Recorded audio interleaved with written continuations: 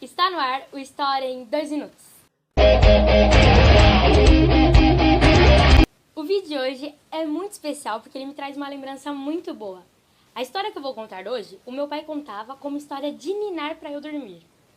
Hoje irei falar sobre o dia em que a moeda caiu em pé.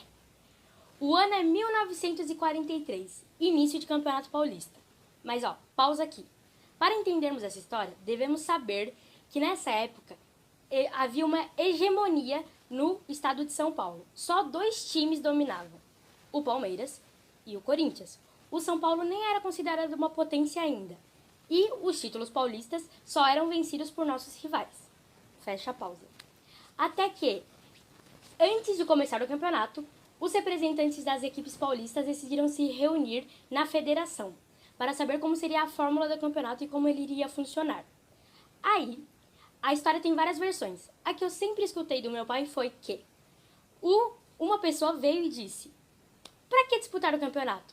Joga uma moeda. Se ela cair cara, o Corinthians vai ser campeão. Se ela cair coroa, o Palmeiras vai ser campeão." Aí veio uma pessoa e disse: "Mas e se der São Paulo?"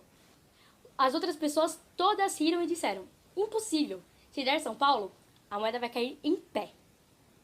E o mesmo São Paulo que anos antes tinha feito uma contratação histórica do Leônidas da Silva e também tinha se reforçado para esse mesmo campeonato de 1943 com um craque, o capitão da seleção argentina, Sastre.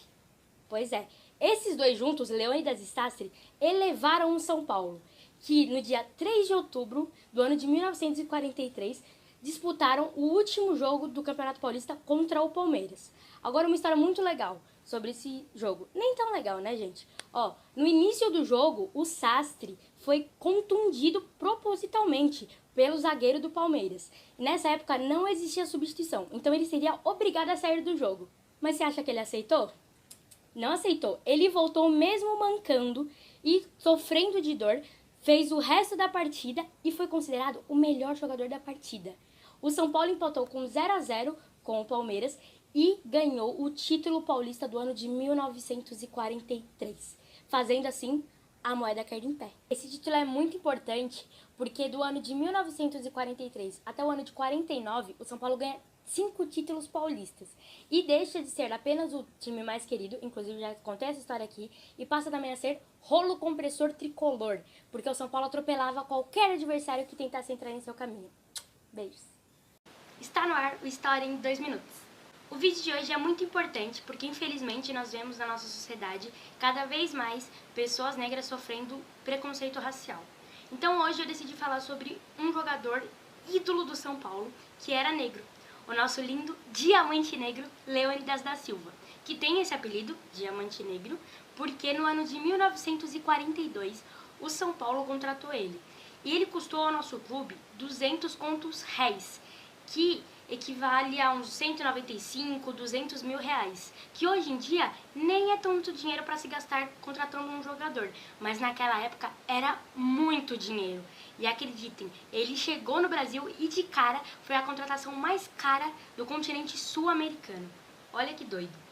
Ele também é conhecido como Homem Borracha, porque ele tinha uma grande impulsão, uma ótima elasticidade e era muito veloz. E por isso ele criou esse apelido. Agora, sobre a bicicleta. O Leônidas mesmo já disse que ele não foi quem inventou a bicicleta, que ele fez aquele movimento inspirado em outros jogadores que já tinham feito. Mas pra mim, ele sempre vai ser o criador da bicicleta. E ele só executou esse movimento no São Paulo 2 vezes. Pois é, no jogo contra o Palestra Itália, no qual ganhamos de 2-1, e no jogo contra o Juventus, no qual ganhamos de 8-0. Tá vendo essa imagem aqui? É o Leônidas da Silva fazendo uma bicicleta no jogo contra o Juventus, nesse jogo que nós ganhamos de 8-0. Ele veio para o São Paulo com a intenção de conquistarmos o 2º Campeonato Paulista. Ele conquistou 23 títulos pelo nosso tricolor, sendo 5 campeonatos paulistas. Ele jogou 212 partidas e marcou 144 gols. Agora eu vou falar uma curiosidade para vocês que nem tem muito a ver com futebol. No ano de 1939, a Lacta criou o chocolate Diamante Negro, homenageando o Leônidas da Silva. Pois é, porque na Copa de 1938 ele foi considerado o melhor jogador. Agora, se me permitem, eu sou viciada em chocolate e tem um chocolate muito gostoso na minha mão. Então, ó, vou parar o vídeo porque eu vou comer. Beijos! Está no ar o História em 2 minutos. O vídeo de hoje é muito importante porque eu vou falar sobre um ídolo argentino que passou pelo São Paulo, Antônio Sastre, que já fez muito sucesso e virou ídolo no time Independiente da Argentina. Ganhou tantos títulos que, como recompensa, os diretores desse time deram a Sastre um passe livre, que era basicamente ele poder ir a qualquer time que quisesse contratá-lo. Nessa época, um periodista argentino veio até o Brasil, falou com o presidente de São Paulo que o São Paulo precisava contratar o Sastre. Ele era craque, capitão da seleção argentina, ídolo do Independente e iria jogar muito bem ao lado de Leônidas da Silva. O São Paulo logo contratou o Sastre, mas demorou para ele chegar no Brasil, pois tinha falta de avião. Olha isso. E os torcedores do São Paulo estavam empolgados para vê-lo jogar ao vivo, porque naquela época não existia televisão. Então, a gente só ouvia pela rádio falar do Sastre. Quando ele chegou, alguns rivais zoaram muito o São Paulo por ter contratado um jogador de 33 anos e disseram que o Sastre não ia jogar nada e ia ter um péssimo desempenho. Infelizmente, nas 2 primeiras partidas, isso realmente aconteceu. Foram 2 derrotas e a mídia chamou ele de desastre. Olha isso, gente. Logo após isso, o técnico de São Paulo quis saber por que ele estava indo tão mal. Então foi e falou com o Sastre. O Sastre disse que o treino estava muito difícil, muito intenso, e ele não estava acostumado, e ele ia ainda demorar para se adaptar. Então, o técnico de São Paulo separou ele dos outros treinos, e ele passou a treinar sozinho, e decolou a carreira. Ele conseguiu ganhar o Campeonato Paulista de 1943, e nesse campeonato, em uma partida contra a Portuguesa Santista, o São Paulo ganhou de 9-0, e o Sastre fez 6 gols. Vou repetir, o Sastre fez 6 gols. Gente, olha isso. Ele também conseguiu conquistar o título paulista de 1945 e 1946. Inclusive, a história do título de 1943 tá aqui. Sastre se despediu do São Paulo após uma partida no Pacaembu, São Paulo e River Plate. Ele marcou 58 gols nas 129 partidas que fez com a camisa de São Paulo. Sastre, muito, muito obrigada por tanta garra e determinação com esse escudo. Beijos. Está no ar o História em 2 minutos. O vídeo de hoje é muito interessante porque vamos encerrar uma década aqui no nosso quadro. Pois é, a década de 40, no qual tivemos 4 vídeos falando sobre isso. O primeiro, Leônidas da Silva. O segundo, A Mara que Caiu em Pé, que é a conquista de 1943 do Campeonato Paulista. O último episódio falamos sobre o Sastre. E o episódio de hoje, completando 4, é sobre o rolo compressor tricolor. Esse apelido foi dado ao São Paulo após o ano que a Moera caiu em pé, que foi o título paulista de 1943. Infelizmente, no ano de 1944, nós não conseguimos ganhar o Campeonato Paulista, mas o artilheiro do campeonato foi um jogador nosso, Luizinho, com 22 gols. Nesse ano, acabamos ficando com a vice-colocação.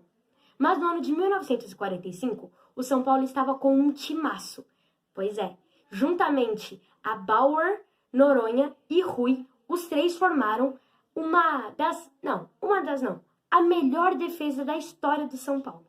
E eles conseguiram conquistar o título de 1945.